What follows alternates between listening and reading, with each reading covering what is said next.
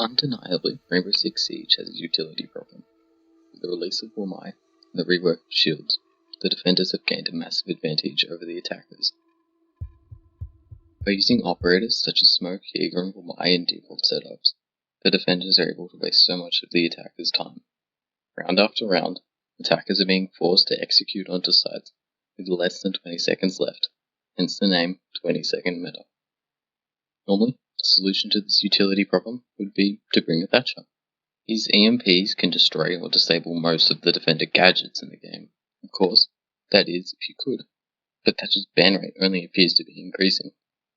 Due to the large amount of bulletproof gadgets available on defense, the attackers constantly feel that they are being forced to bring a certain lineup of operators.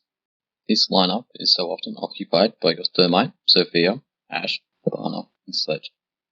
The inability to change its lineup is the reason why the utility dump meta is so suffocating and constrictive.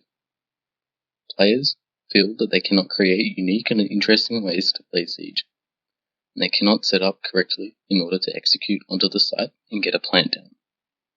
However, there is one specific operator that teams should be using to help reduce the amount of time needed to take map control.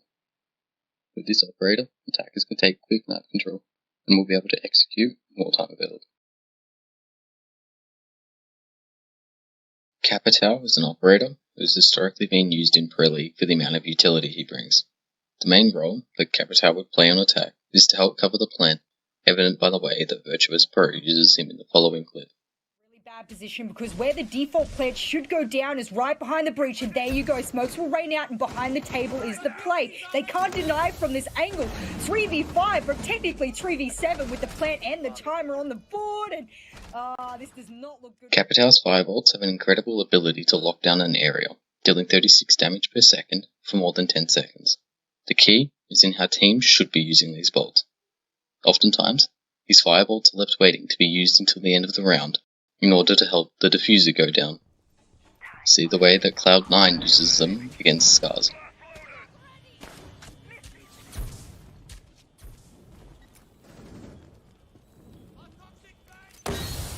This way of using his utility, while effective, is not using it to its fullest potential. Capitao's firebolts can be shot behind deployable shields, forcing the defender camping behind it to move.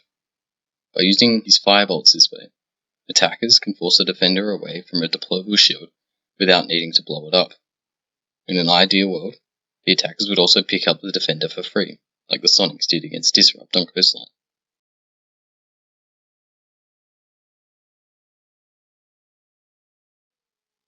By using the firebolts to expose the smoke, they were able to get the opening pick as well as the map control in little to no time.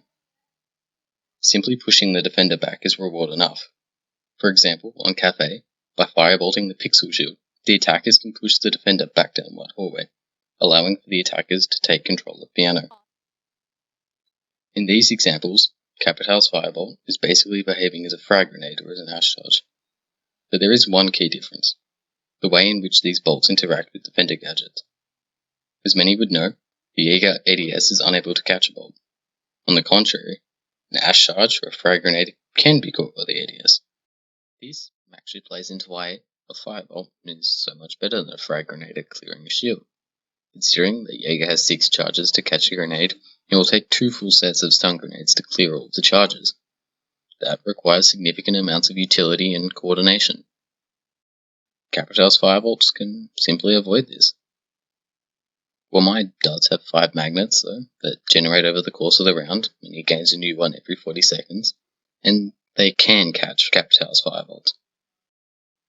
Assuming that an ADS will see a projectile before the magnet, which is the best case scenario for the defenders, if a Capitao is able to move fast enough and gain access to the shield prior to the Wamai generating that 3rd magnet, which is 2 minutes and 25 seconds remaining in the round, then Capitao was able to clear the magnets with his 2 smokes before following up with a firebolt to remove the defender from that shield. It only costs the attackers 3 pieces of utility, and they still have their frags, left, stuns, and Ashe charges remaining. This is why the firebolt is better. It is far faster to clear a shield with a bolt, and it also uses less utility. This isn't even factoring in the ideal world where the magnets would be placed away from the shield, meaning that they would catch projectiles before the ADS, which would allow you to throw 2 of your flashes in, burn the magnets, and then follow up with a fireball. This is a good scenario where you get to keep your smokes, but can't always have everything work out that way. Best bit about using Capitao's utility this way is it only takes one operator's utility. It leaves the rest of the team's utility for those evil eyes or bulletproof cams, or even clearing even more deployable shields. It doesn't really matter what you use the rest of your utility for. I also like using utility this way because it rewards attacking teams who are efficient and fast in their use of utility. I haven't even touched on my Capitao smokes are also exceptionally useful because they are used in exactly the same way as normal smoke grenades. There are already some great YouTube videos out there explaining how good smokes are, so if you do want to learn more about smokes, feel free to watch the videos in the top right hand corner, of course after you finish watching this video. So, that's the end of this rant. I don't know if using Capitao in this way will be an instant fix to the utility problem. In fact, it will probably just change the way teams set up on defense. But hopefully we are able to use this strategy to consistently clear shields with less utility. Multiple Pro League teams have proven that they can use his utility this way, and applying it to more maps in different situations will hopefully speed up the pace of the rounds. I think that more effective use of utility, or rather, more use of utility-heavy operators will allow for a cleaner game. I hope that you will agree with some of the things I said in this video, but if you don't, please be sure to let me know why in the comments below. I'd be really interested in hearing some of your opinions. If you did enjoy the video, please be sure to leave a like so that I know you would like more of this stuff. Be sure to subscribe for more content. Thanks again.